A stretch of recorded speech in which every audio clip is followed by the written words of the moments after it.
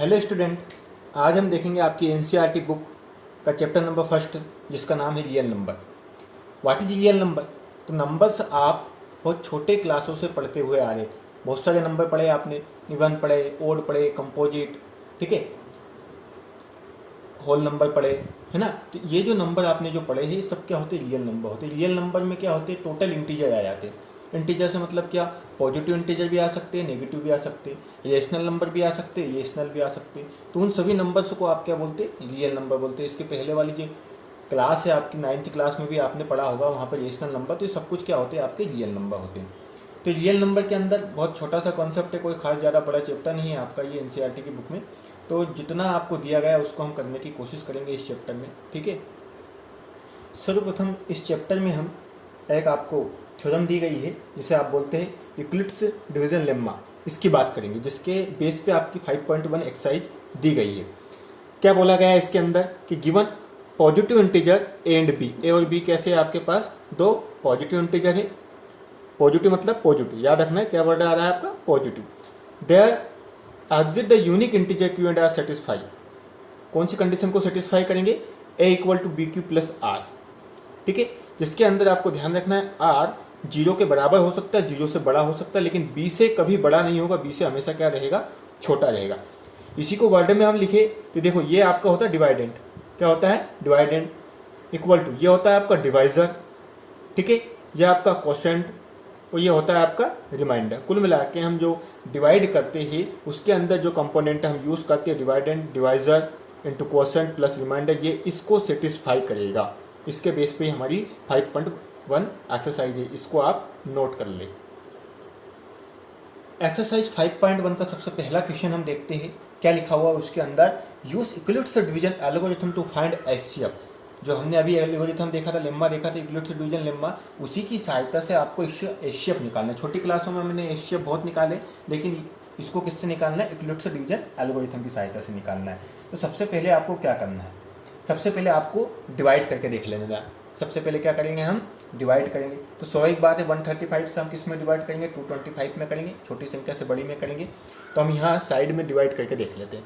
तो करते हैं हम यहाँ पे 135 से डिवाइड करना है आपको किसको? 225 को। तो डिवाइड करना आप सभी लोगों को लगभग आता होगा। तो 135 से 225 में अगर मैं डिवाइड करूँगा तो ओनली 1 टाइम ही जाएगा, ये हम अच्छे से जानते हैं। कितने टाइम चला जाएगा? 1 टाइम। तो 1 टाइम में क्या आएगा आपके पास? 135। सब्ट्रैक्ट कीजिए 0, 12 में से 3 चले गए आपके बचे 9, यानी ये 0। तो कितना बचा? 90। इसको तब तक आपको सोल्व करना है जब तक कि रिमाइंडर आपका 0 नहीं आ जाए। यहाँ रिमाइंडर कितना है आपके पास? 90 आया है, ठीक है। अब क्या करना? रिमाइंडर मैंने बोला कि रिमाइंडर 0 आना चाहिए, नहीं आया, तो हम क्या करें? आपको इस 90 से डिवाइड करना है। अब किसको करना है? जो आपका पहले डिवाइज़र था, ठीक है, जो डिवाइज़र आपके पास पहले था उसको आपको 90 से डिवाइड करना है। यानी किसको? 135 को आप डिवाइड करेंगे अब 90 से। क्या करा हमने? उसको उठा के यहाँ लेके आए। यहाँ कितना टाइम डिवाइड होगा? यहाँ भी हम देखते हैं कि ओनली 1 टाइम ही डिवाइड होगा, ठीक है। तो यहाँ क्या आ जाएगा आपका? 90 आ जाएगा। 90 में से 135 से में से 90 आप जब सब्ट्रैक्ट करेंगे तो कितना बचेगा? 45। तो मैंने बोला कि आपका रिमाइंडर 0 आना चाहिए। अभी रिमाइंडर 0 आया नहीं आया, तो हम क्या करें? वापिस से इस 145 से डिवाइड करेंगे किसको? 90 को। इस वाले डिवाइज़र को अब यहाँ लेके आएंगे, ठीक है। अब कितनी बार चला जाएगा? अब दिख रहा है हमें, आसानी से 2 टाइम चला जाएगा। और देखिए रिमाइंडर क्या आ गया? 0। तो मैंने बोला तब तक करना है आपको जब तक रिमाइंडर 0 नहीं आ जाता, ठीक है। तो ये तो हमने डिवाइड करा सिंपल। अब यूक्लिड्स डिवीजन लेम्मा का यूज़ कैसे करेंगे? इसमें यहाँ लिखेंगे आप यूज यूक्लिड्स डिवीजन लेम्मा या एल्गोरिथम। क्या होती है? हमने पढ़ा है कि A equal to B Q plus R होती है, ये हमने पढ़ा है। जिसमें ये क्या है आपका? डिवाइडेंट, ये डिवाइज़र, ये क्वोशेंट और ये रिमाइंडर। अब देखिए, मैं सबसे पहले बात करता हूँ इस वाले की। इसमें देखिए आपका डिवाइडेंट क्या है? 225। तो मैं ए की जगह पे क्या रख दूंगा? 225। डिवाइज़र कितना है? 135। इंटू क्वोशंट कितना आया आपके पास 1 और रिमाइंडर आपके पास कितना आया था 90।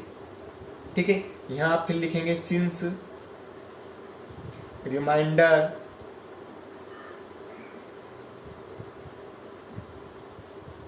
नॉट इक्वल टू 0, रिमाइंडर 0 नहीं आया है, तो पुनः हम इसको लिखेंगे।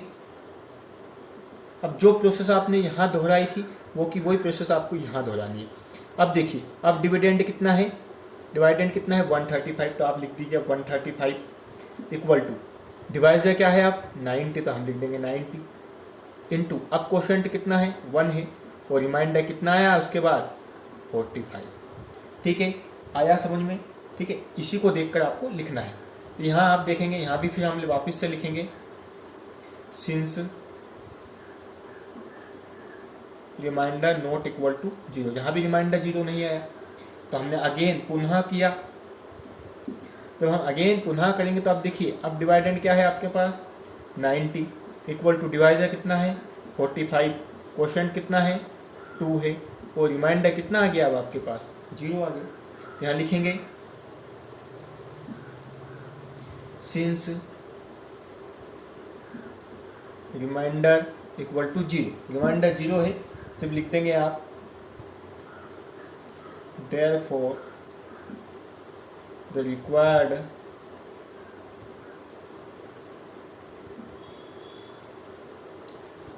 HCF। अब HCF क्या होगा, तो आपको ये ध्यान रखना है, जो लास्ट का डिवाइजर है आपका, जो लास्ट में सबसे लास्ट में जो डिवाइजर आएगा जिसके कारण आपका रिमाइंडर 0 आ जाता है, वही आपका क्या होगा HCF होगा।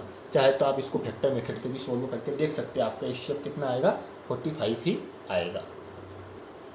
क्वेश्चन नंबर फर्स्ट का ही थर्ड क्वेश्चन अब हम देखेंगे।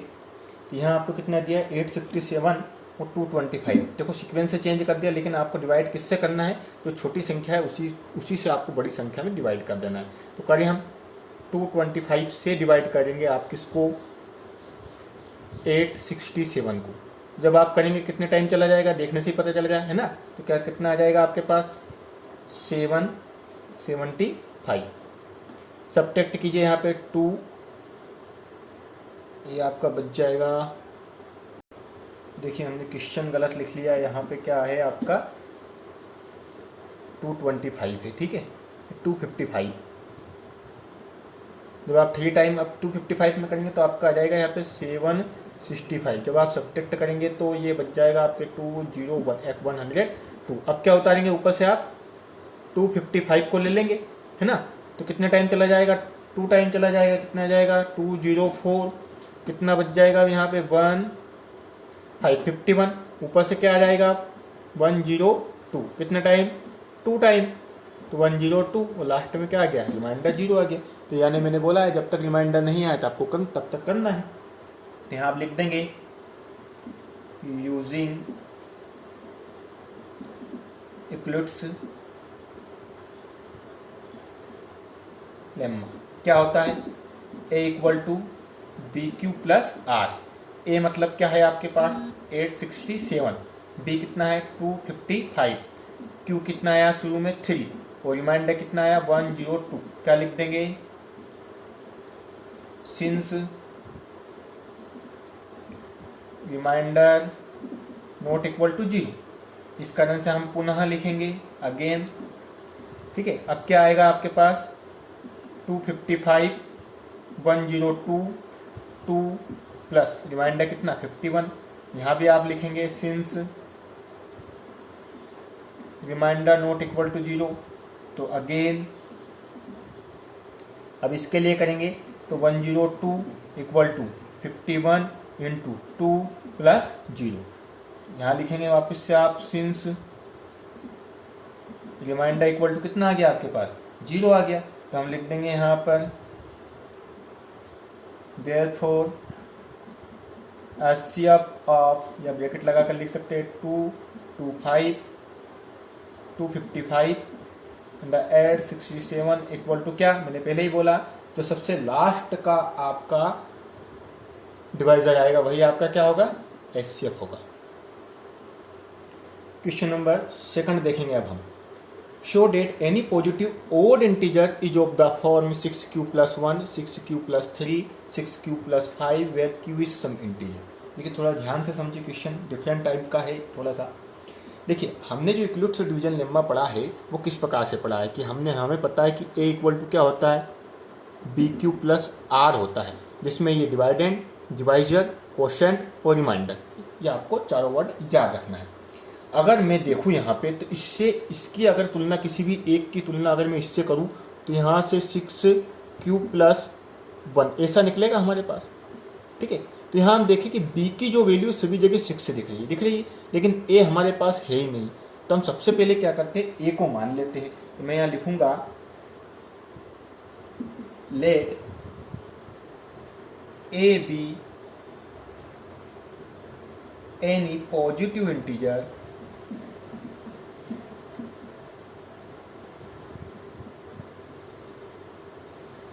अब पॉजिटिव इंटीजर क्यों लिखा, क्योंकि हमने डेफिनेशन में पहले ही पढ़ चुके हैं कि वहाँ पर a और b कैसा होता है, पॉजिटिव इंटीजर होता है। देन तब हम देखें अगर a पॉजिटिव इंटीजर है तो b क्या आएगा। देखो यहाँ पे अभी हमने तुलना की थी, यानी b की वैल्यू क्या हो सकती है, आप चाहे तो 6 हो सकती है। ठीक है, और q और r कैसे होते हैं वहाँ पे हमने देखा है, वो भी कुछ इंटीजर होते हैं। तो हम ये वाली बात भी लिख देते हैं, there are exists some integer q and r such that। अब हम देखेंगे कि q और r का अस्तित्व किस प्रकार से होगा। ठीक है, तो जब मैंने आपको सबसे पहले यहाँ लिख देते हैं, पहले हम बाय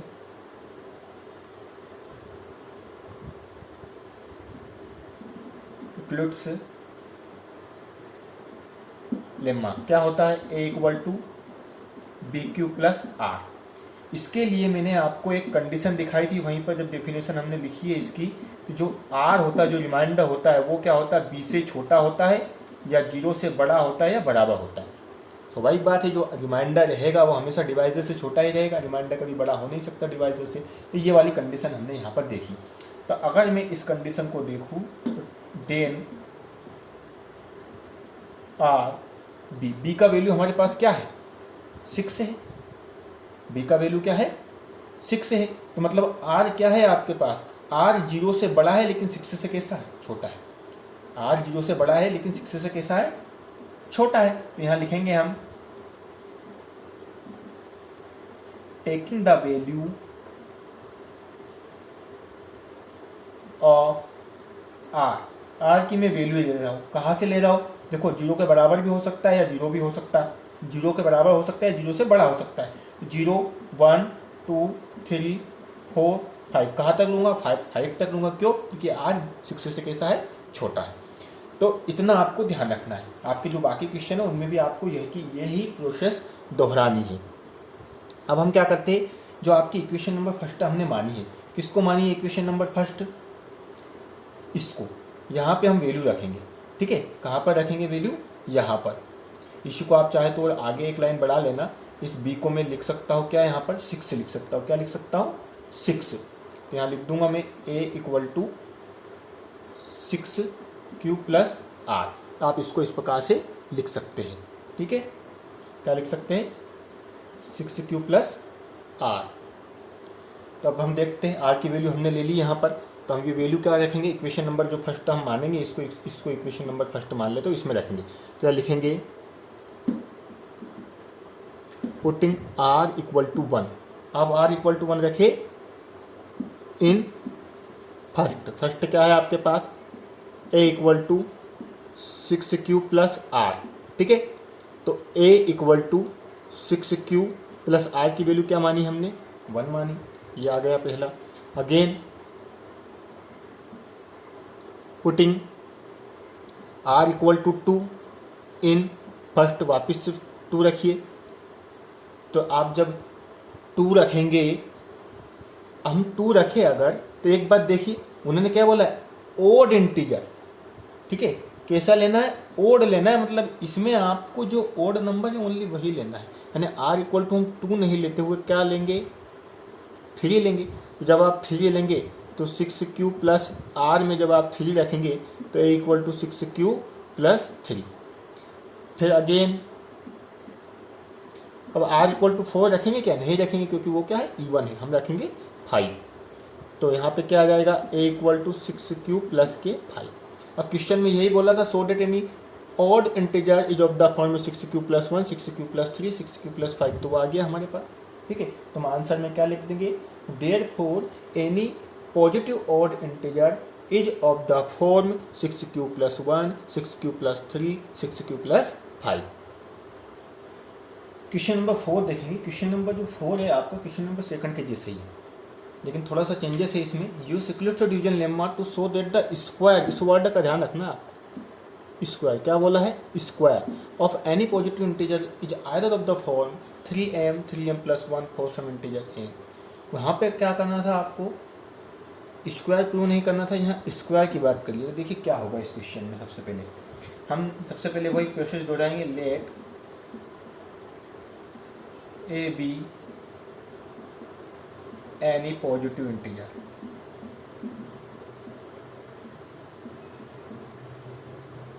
मान लिया कि ए एक पॉजिटिव इंटीजर है, देन मैं बी इसको देखकर ही यहाँ बी मान लेता हूँ। ठीक है, ये थोड़ा सा सोचना पड़ेगा आगे के क्वेश्चनों में, अभी तो हम सिंपली मान लेंगे। बी इक्वल टू मैंने 3 माना, यहाँ लिखता हूँ मैं देयर ऑब्जेक्ट सम इंटीजर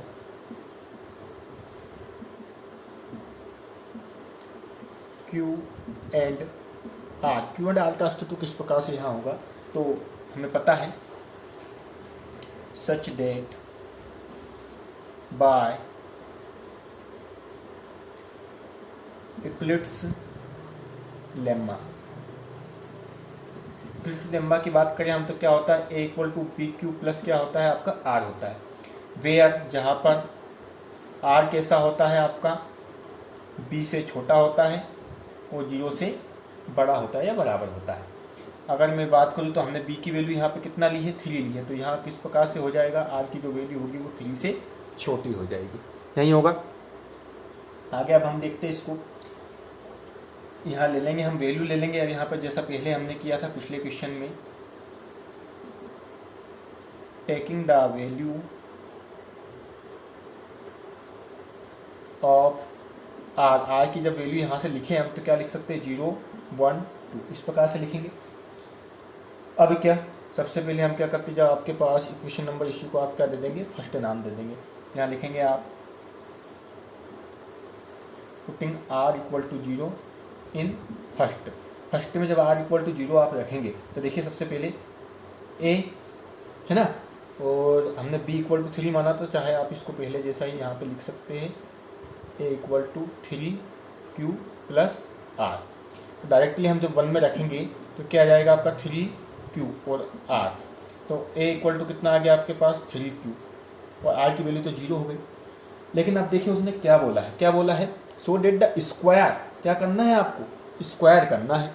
तो हम क्या करेंगे, स्क्वायर करेंगे। तो किस प्रकार से स्क्वायर करेंगे, इसी इक्वेशन का स्क्वायर करेंगे। तो यहाँ लिखेंगे आप स्क्वायरिंग बोथ साइड, दोनों साइड का स्क्वायर करेंगे। दोनों साइड का स्क्वायर करेंगे तो क्या आ जाएगा, a स्क्वायर, ये हो जाएगा आपका 3q का स्क्वायर। ठीक है, जब 3q का स्क्वायर हो जाएगा आपका तो क्या मिलेगा आपको, यहाँ पर ये हो जाएगा आपका 9q स्क्वायर, यानी कुल मिला के आपको a स्क्वायर इक्वल टू मिल गया 3q स्क्वायर, 9q स्क्वायर। इसको मैं लिख सकता हूँ 3 इंटू 3q स्क्वायर लिख सकता हूँ, 3 3 या 9। अब मेरे को चाहिए क्या, अब देखिए ध्यान से, उसने बोला show that the square of any positive integer, तो पॉजिटिव इंटीजर का स्क्वायर तो हो गया, लेकिन शो करना है सामने, क्या शो करना है, 3m शो करना है। तो मैं क्या करता हूँ, a स्क्वायर इक्वल टू इस पूरे को m मान लेता हूँ, क्या मान लूँ, m, जहाँ हम लिख देंगे साइड में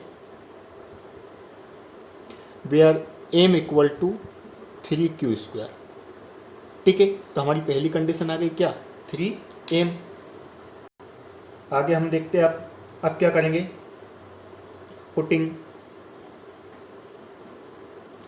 आर इक्वल टू क्या रख दे, अब हम 1 रख देते हैं। क्या रख देते हैं, 1। जब 1 रखेंगे इक्वेशन नंबर फर्स्ट में, यहाँ लिखेंगे आप इन फर्स्ट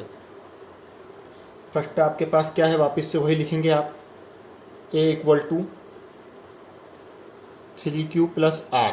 तो क्या जाएगा आपके पास, 3q और r की वैल्यू आपने रख दी 1। दोनों साइड क्या करेंगे, स्क्वायर करेंगे, तो इधर भी हो जाएगा आपका 3q प्लस 1 का स्क्वायर। क्या मिलेगा जब आप इसका स्क्वायर खोलेंगे, a प्लस बी का whole square, a square plus B square plus के 2ab, यहाँ a और b की जगह पर ही है।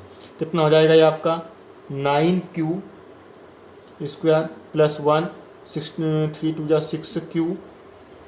ठीक है, अब क्या देखो यहाँ पे ध्यान से क्या बनाना है, 3m प्लस 1, मतलब मैं 3m प्लस 1 बनाऊँ, मतलब इस m से तो नहीं, इस 1 से तो नहीं छेड़ूंगा मैं, तो इसको ऐसा लिख सकता हूँ मैं 6q स्क्वायर प्लस के 6q प्लस 1। इस 1 को जाने, अब इसमें से मेरे को 3m बनाना है, तो देखिए दोनों जगह से मैं क्या कॉमन ले सकता हूँ, 3 ले सकता हूँ। यहाँ क्या बचेगा, 3q स्क्वायर, और यहाँ बचेगा 3 2 जा 6q प्लस के 1, और मैं इस पूरे को m मान लूँ तो 3m प्लस 1 यहाँ लिख देंगे आप साइड में, where m equal to 3q plus के 2q।